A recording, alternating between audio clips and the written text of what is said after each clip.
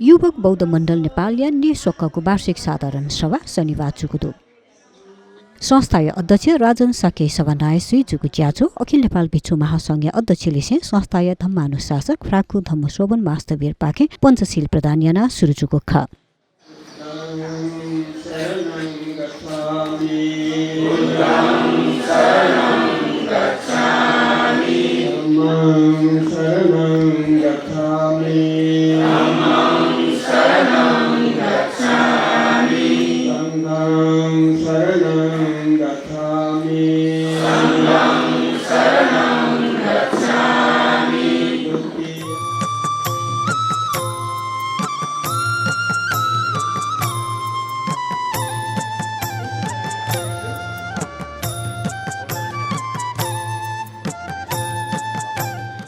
च्याचोले बागमती प्रदेश मन्त्री रामकृष्ण चित्रकार अखिल नेपाल भिक्षु महासंघ अध्यक्ष धम्मशोभन मास्तवीर धम्मानुशासक गुणसागर संस्थाय अध्यक्ष राजन साक्य नापबनोकु तेज वज्राचार्य वरिष्ठ अधिवक्ता पूर्णमान साक्य धर्मोदय सभाय सचिव सागरमान वज्राचार्य लगायत थथगु धारणा तया दिएको खा आज यो बोर्ड मण्डल नेपालको त्रिपन्न वार्षिक साधारण सभामा उपस्थित हुन पाउँदा अत्यन्तै प्रसन्न छु र सबभन्दा पहिला त म यो 53 वार्षिक साधारण सभाको पूर्ण सफलताको लागि हार्दिक शुभकामना व्यक्त गर्न चाहन्छु, हार्दिक शुभेच्छा व्यक्त गर्न चाहन्छु। यो बौद्ध मण्डल नेपाल आफैमा एउटा प्रतिष्ठित संस्थाको रूपमा उदय भइरहेको छ। खास गरेर बौद्ध शिक्षाको लागि यो संस्थाले आफ्नो स्थापना कालदेखि 2027 सालदेखि नै जसरी भूमिका अड्डा गरेर आउनु भएको छ र अत्यन्तै प्रशंसनीय छ। खास गरेर हामी बौद्ध मार्गीहरूको लागि यसले एउटा महत्त्वपूर्ण देन दिएको छ भन्ने मेरो विश्वास छ। YMBA युवक बौद्ध मण्डलको 53औं साधारण सभा भइरहेकोमा हामी सबैले त्यो सभा सफल होस्, सुख शान्ति होस्, मङ्गल होस्, सभा राम्ररी पूर्ण होस् भन्ने कामना गर्नुपर्दछ। भगवान बुद्धको उपदेश अनुसार सबभन्दा पहिले सुखं यावो जराशीलं सुखा सत्ता पतिविदा। त्यो भगवान बुद्धले उहाँ जीवित हुनुभएको बेलामा उहाँले जुन उपदेश दिनुभएको थियो त्यो उपदेशलाई हामी सम्पूर्ण बौद्धहरूले मात्र होइन, नेपालका सम्पूर्ण जनताहरूले पनि राम्ररी अध्ययन गरेको अनुसार आफ्नो जीवनमा उतार्न सके हाम्रो नेपाल स्वर्गीय वातावरण हुन सकिन्छ। श्री भगवान बुद्धप्रति गुण र ज्ञानी अभावका आशा अभावे पनि पैना गुण ज्ञानी अभावका आशा उनु न्याप्लेनौ असन्त सुजियो अभावे कोकला अभाव यहाँ चाहिँ सुजि दोस्रो छोई उताते क्लियरसँग दबाब दिए दबाब 3 नम्बर दबाब जो अभाव यहाँ दबाब जो दबाब यहाँ छुट्ला अहिले चाहिँ स्वाभाविक ज्ञान त नि हो अभाव दबाब स्वभाव तो स्वयं सुंगुली पाके जीवी सुझाव क्लेश भएको लागि दुःख भएको लागि अमत गए दुःख चाहिँ भएको लागि सधैँ मोको ब्याज सुनाए म पल भनेर ध्यान गर्ने तो त्यो शिक्षक तो सुना याद हुने तो शिक्षक थमाया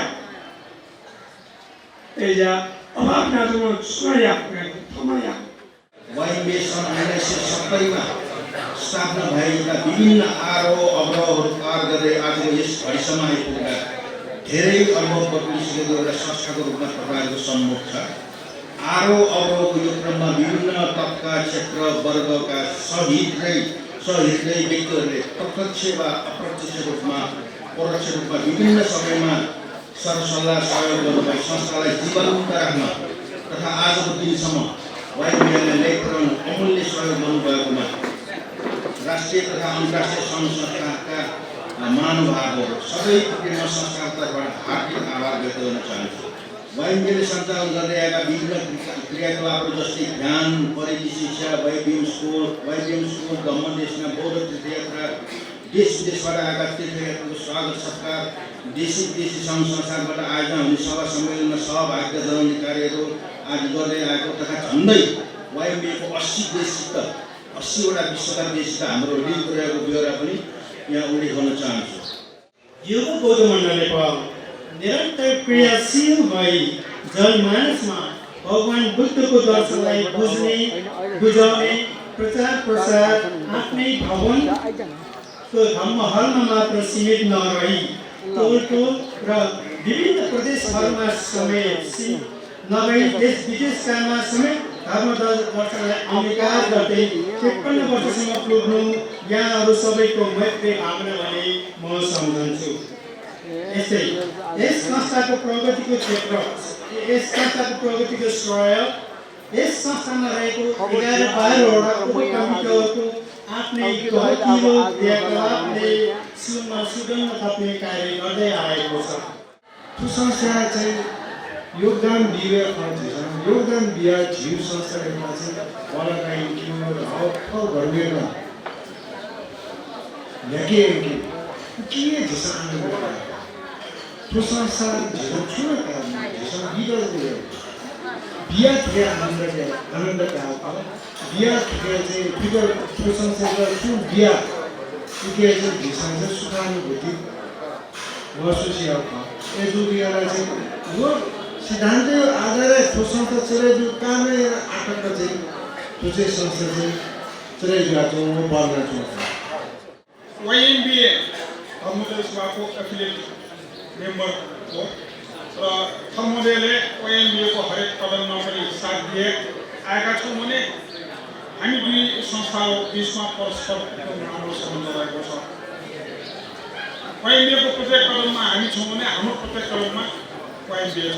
यसरी दुई संस्था एक आपमा मन माथो जस्तै मिलेर हामी अघि बढिरहेका छौँ।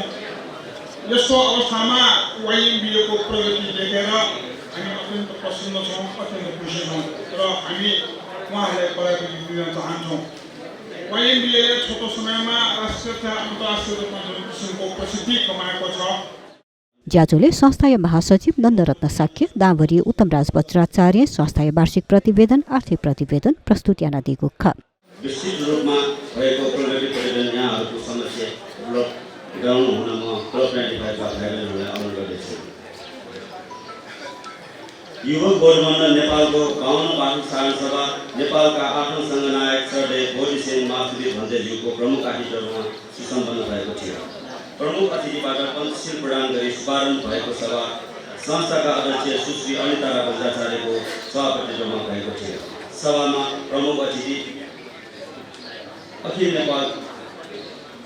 नेपालका 8औं संघनायक सरदेव भिक्षु बोधिसेन मासुदी भन्देबाट धर्मनिर्देश गर्नुभएको थियो भने संस्थाको नयाँ भवन पनि उद्घाटन गर्नुभएको थियो। साथै विभिन्न व्यक्तिहरूबाट शुभकामना मन्तव्य दिनुभएको थियो।